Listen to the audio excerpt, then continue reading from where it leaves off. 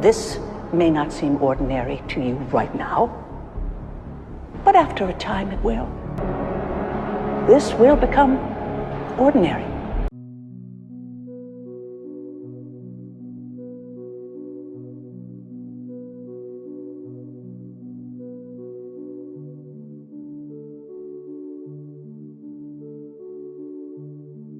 I am willing to bet that every woman watching this video knows an Aunt Lydia. Welcome to the Rachel and Leah Center. There's likely an Aunt Lydia in your family, in your workplace, perhaps even both. Remember what the Lord said. Fear not, believe only, and she shall be made whole. At some point in life, we've all come across an enforcer of sorts. Visually, she looks harmless and unassuming, often coming in under the guise of care and service, but is really only there to be in service to ideals opposite our best interest.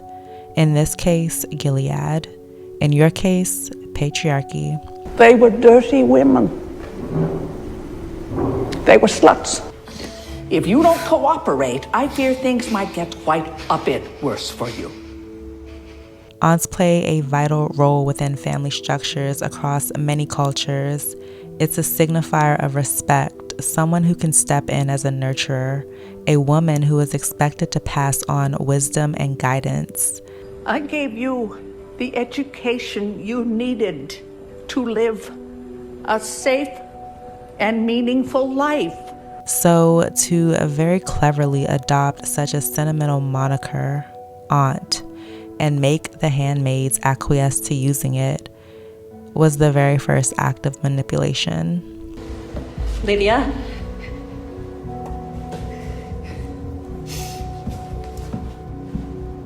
What did you call me? And as we all know, the Aunt Lydias of the world are dangerous creatures. Dangerous because they don't appear to pose a threat. She looks like a harmless school teacher. She was a harmless school teacher, but the devil often comes disguised as an angel of light, and you don't even need to be physically tased or hit to endure any harm. Shut your mouth! In fact, more often than not, the harm is deep. It's psychological. It's the type of harm that pierces your psyche and causes irreparable damage to self. Whose fault was it, girls? Her fault. Her fault. Her goal is to scar your mind and your heart, to break you down, then implant the new program or the existing archaic one. Oh, you are so lucky, so privileged. But who was Aunt Lydia before she became Aunt Lydia? They often show up as lukewarm Christians, compassionate, yes, judgmental, also yes, hypocritical, hell yes, especially when it comes to living according to the religious principles they tout. We all saw Aunt Lydia, lonely Aunt Lydia, try to sleep with the principal, her boss, on New Year's Eve in one of the flashbacks, and was left feeling embarrassed after being rejected by him. And when a woman who's been rejected gets into a position of power, watch out. You're about to soon witness and likely be a victim of their villain era. Blessed are the meek, dear.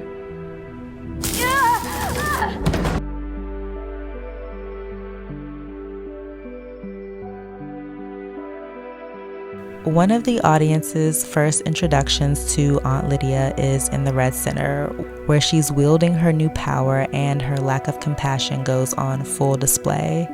And we all remember this scene of her gaslighting and victim blaming one of my favorite characters, Janine, for a violent group sexual assault that she experienced before. And not only does Aunt Lydia make it a point to victim blame Janine for behavior of obvious rabid dogs in front of the group, she also encourages, through fear, the other girls to blame her too. Her fault. Her fault. Her fault. Her fault. Her fault. In the animal kingdom, isolating prey is the very first step to conquering them. It's a strategy used by lions, tigers, cheetahs, all the big cats to separate, single out, and entrap an individual from a larger group before attacking. And it's successful because it reduces the lone prey's ability to defend itself. And that's exactly what Aunt Lydia attempts to do here. The psychological warfare of this vile woman continues with constant displays of brutality to warn of what happens to those who don't comply. This brutality looks like physical harm to the young women and also field trips to view the souls who ended up on the wall as a stark reminder to just stay in line. Do you know what intaking that sort of imagery constantly does to the brain? The amygdala, which is the emotional alarm center in our brains, is what's responsible for our emotional reactions to violence, fear, aggression, threats. So repeated exposure to brutality and people on the wall dulls the handmaids and their shock reactions over time. This desensitizes them, witnessing death everywhere, and that desensitization gets buried even deeper as it's used to have the handmaids commit brutal acts of violence against humans themselves without even flinching. Okay, they flinched once when it was one of them, the planned stoning of Janine. But this is terrorizing. There were many times when Aunt Lydia seemed empathetic, but just like Serena, this often was found out to be just another way to manipulate the girls under the guise of care. God saved you for a reason, dear. I don't think God is doing this to me. However, after several seasons of turning a blind eye to what the unsavory men of Gilead are actually doing to these women, Aunt Lydia does, very poorly, try to advocate for change. Commander Lawrence, I have come to believe that the handmaid system must be reformed. Throughout most of the series, Aunt Lydia couldn't truly be a real advocate for the women in her care. She just idolized power way too much. Even when one of the other aunts, Ruth, tells Lydia it's time for you to rest, after all of the disruption and rebellion caused by June, she just can't. She craves power and strikes a deal with Commander Lawrence to reinstate her position. Towards the end of the series, like literally the very end, it's easy to find it admirable that Aunt Lydia grew a heart after being pleaded with by June in Exodus and letting the handmaids go. However, what I saw was that she only had the courage to publicly scold the godless men of Gilead when she's about to face death herself. Like, oh look, she's being sacrificial now.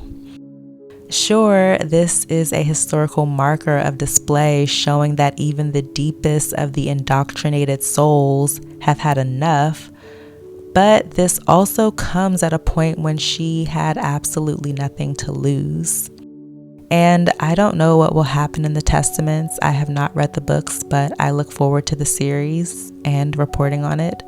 But I just didn't buy it because it's easy to change course when the tide is already turning. After all, when you keep fighting progress, you're going to find yourself on the wrong side of history. That was no sacrifice, in my opinion. What would have been a sacrifice was really rallying for change much earlier in the program when the numbers weren't shifting. And that looks like much more than that weak proposal to Commander Lawrence in his study about keeping the girls in the Red Center and doing away with postings. These are pious men. They need a little kink. You know that. Do I? Don't you? Aunt Lydia's character only begins to have some dimension as she grows towards the very end. Throughout a majority of the series, I found her to be pretty flat, as her faith was always grounded in simple obedience. They had a life of meaning here, a life of service. There's no meaning in this place except violence. Without ever being thoughtful. It's only in the last 2 seasons when she gravitates towards Janine and begins to show some sympathy that we get glimpses of reflection on the part that she plays in this regime. I should have listened to you. I want to do things differently.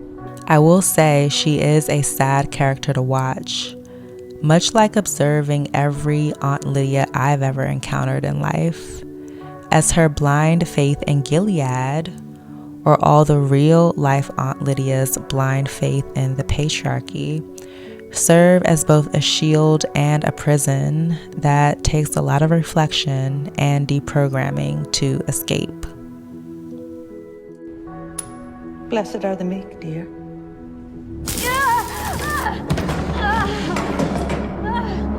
Blessed are the meek. They always left out the part about inheriting the earth.